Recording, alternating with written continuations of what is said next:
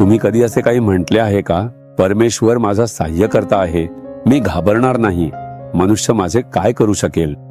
देव हे पाहिल आणि म्हणेल, माझ्या मुलाला मुलीला माझ्यावर इतकी मोठी श्रद्धा आहे की मीच त्याला तिला मदत करणार. मग तो एखादे चमत्कार करेल. मी असे म्हटले आहे.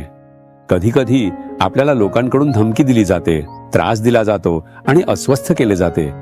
मी ते पाहिले आहे. जेव्हा त्रास येतो तेव्हा मी हा श्लोक कबूल करतो आणि परमेश्वराची स्तुती करतो.